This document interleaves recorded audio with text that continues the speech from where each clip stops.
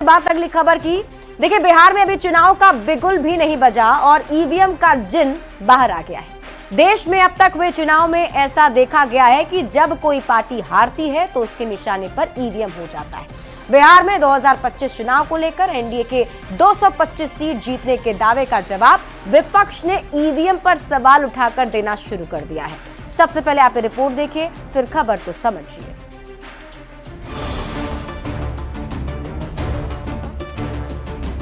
बिहार में 2025 में होने वाले चुनाव में एनडीए 225 सीट जीतने का दावा कर रही है। चुनाव से पहले इस तरह के दावे को लेकर आरजेडी ने हमला बोला है। पाटलिपुत्र लोकसभा सीट से सांसद और आरजेडी अध्यक्ष लालू प्रसाद की बड़ी बेटी मीसा भारती ने एनडीए नेताओं पर तंज कसा है। मीसा भारती ने कहा है कि ईवीएम सेट कर रहे होंगे या करवा रहे होंगे, लेकिन इस बार बिहार की जनता भी सेट है, वो इधर उधर कहीं भी वोट नहीं करने जा रही। हाँ, तो मशीन सेट कर रहे होंगे, सेट करवा रहे होंगे, लेकिन जनता भी बिहार की सेट है। वो इधर उधर कहीं वोट नहीं देने जा रही है। वो सारा वोट इंडिया गठबंधन के प्रत्याशियों को जिताने का काम करेगी। मीसा भारती के आरोप पर एनडीए के नेताओं ने भी पलटवार किया। एनडीए नेताओं का कहना है कि विपक्ष को हार का डर सता रहा है। किसी भी नेता पर टीका टिप्पणी के पहले उन्हें अपने अतीत को देखना चाहिए। वह जमाना गया जब बूथ लूट लेने की परंपरा उनके शासन में हुआ करती थी।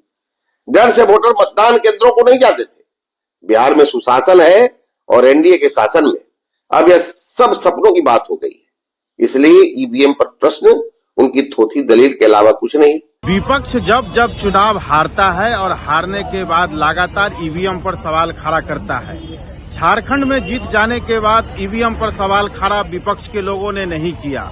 ईवीएम और संविधान सहित अन्य सभी संवैधानिक संस्थाओं पर सवाल खड़ा करते रहने का लंबा इतिहास है, लेकिन फिर भी विपक्ष के लोग संवैधानिक संस्थाओं पर सवाल खड़ा करते रहे।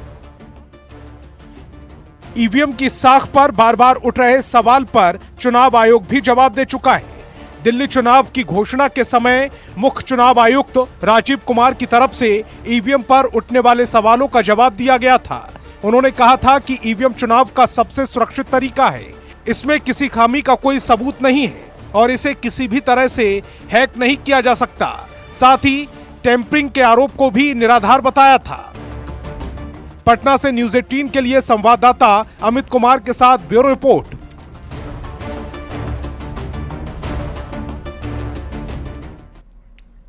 और खबर क्या है अब आप ये भी जान लीजिए। देखिए, बिहार में इसी साल विधानसभा के चुनाव होने वाले हैं। इसी साल दिसंबर के महीने में चुनाव हो सकते हैं। एनडीए की ओर से 225 सीट जीतने का टारगेट पहले से ही सेट कर लिया गया है और उस कड़ी में लगातार अभियान भी चलाए जा रहे हैं। डिप्टी सीएम सम्राट चौधरी के दावे पर मीसा भारती ने अब तंज कसा है। एनडीए नेताओं पर ईवीएम मशीन की सेटिंग कराने का आरोप मीसा भारती ने सीधे सीधे लड़ा दिया। चुनाव से पहले ईवीएम पर आरोप क्यों लगाए जा रहे हैं, अब आप इसे समझिए। अभी चुनाव का बिगुल भी नहीं बजा है और ईवीएम का जिन बाहर आ गया है। देश में अब तक हुए कई चुनाव में हार के बाद विपक्ष ईवीएम पर ही सवाल उठाता रहा है और अभी से ही आरजेडी सांसद मीसा भारती ने ईवीएम पर सवाल उठाकर एक बार फिर से बहस छेड़ दी है। सवाल है कि क्या मीसा भारती अभी से ही हार मान चुकी है? ईवीएम पर दिए गए बयानों को अब आप समझिए। देखिए, ईवीएम पर टीएमसी प्रमुख ममता बनर्जी ईवीएम की तारीफ कर चुकी हैं। एनसी के नेता हैं उमर अब्दुल्ला, उन्होंने भी ईवीएम पर सवाल कभी खड़े नहीं किए। शरद पवार सहित कुछ दूसरे नेताओं ने भी ईवीएम को सही ठहराया है, जो कि इन्हीं विपक्षी पार्टियों के एक तरीके सहयोगी भी हैं, इंडिया अलायंस में साथ साथ भी थे। तो ऐसे में क्या मीसा के बयान से विपक्ष में ईवीएम को लेकर मतभेद है? ईवीएम पर क्या है निर्वाचन आयोग का कहना, अब आप इससे भी जान लीजिए। लगातार ईवीएम सवालों के घेरे में रहा है। जहां भी विपक्ष की हार होती है वहां ईवीएम को निशाने पर ले लिया जाता है। तो ऐसे में निर्वाचन आयोग की तरफ से भी जवाब दिया गया। मुख्य निर्वाचन आयुक्त राजीव कुमार ने ईवीएम को पूरी तरह सेफ बताया है। किसी भी हाल में ईवीएम से छेड़छाड़ नहीं की जा सकती है, संभव ही नहीं है। सीईसी की तरफ से ये साफ कर दिया गया है, लेकिन फिर भी ऐसे जिन बाहर आते रहते हैं। बढ़ते हैं आगे और बात अगली खबर की।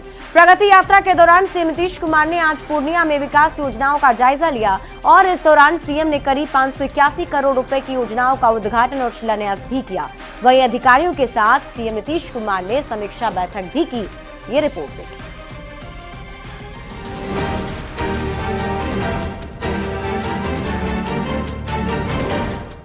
प्रगति यात्रा के दौरान सीएम नीतीश कुमार ने पूर्णिया में सौगातों की बौछार कर दी। सीएम नीतीश कुमार ने कामाख्या स्थान में 581 करोड़ की 62 योजनाओं का शिलान्यास और उद्घाटन किया। NH 107 के भूटहा मोड़ से लेकर SH 60 तक बाईपास का निर्माण किया जाएगा। मां कामाख्या देवी मंदिर में होने वाले सालाना मेले को राजकीय मेले का दर्जा दिया जाएगा। सीएम नीतीश ने रंगभूमि मैदान में स्पोर्ट्स कॉम्प्लेक्स का शिलान्यास भी किया। वहीं माता पूरण देवी मंदिर के परिसर का विकास और सौंदर्यीकरण किया जाएगा। पूर्णिया में नए अंतर्राज्यीय बस अड्डे का भी निर्माण किया जाएगा। इसके साथ ही कस्बा प्रखंड में कारी कोशी नदी पर बांध का निर्माण होगा। काझा कोठी को पर्यटक स्थल के रूप में मिथिला हाट की तर्ज पर विकसित किया जाएगा। SH 65 की 4 लेनिंग कर पूर्णिया एयरपोर्ट से सीधे जोड़ा जाएगा। इसके अलावा पूर्णिया के 10 ब्लॉक में नए प्रखंड सह अंचल कार्यालय का निर्माण कराया जाएगा। सीएम नीतीश कुमार ने जल जीवन हरियाली, स्टॉल, किलकारी, स्कूल और खेल मैदान का भी निरीक्षण किया है। उसके बाद कलेक्ट्रेट ऑफिस में सीएम नीतीश कुमार ने अधिकारियों के साथ जिला स्तरीय समीक्षा बैठक भी की, जिसमें सीएम नीतीश कुमार ने काम में तेजी लाने को लेकर अधिकारियों को जरूरी निर्देश भी दिए। पूर्णिया से न्यूज 18 के लिए संवाददाता आनंद अमृतराज के साथ कुमार प्रवीण की रिपोर्ट।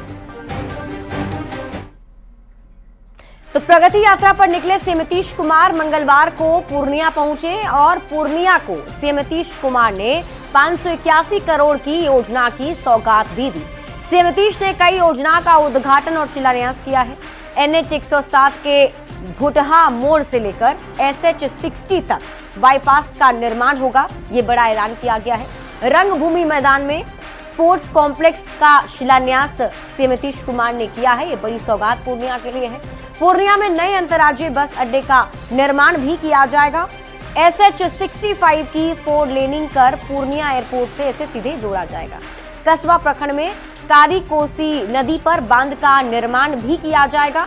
माता पूरण देवी मंदिर के परिसर का विकास और सौंदर्यीकरण का काम भी होगा।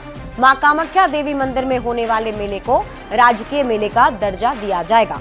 काझा कोठी को पर्यटक स्थल के रूप में मिथिला हाट जिस तरीके से है, ठीक उसी तर्ज पर विकसित किया जाएगा। पूर्णिया के 10 ब्लॉक में नए प्रखंड सह अंचल कार्यालय का निर्माण कराया जाएगा। तो कुछ ये बड़ी सौगात है मुख्यमंत्री नीतीश कुमार ने पूर्णिया को दी है। और आपको बता दें कि लगातार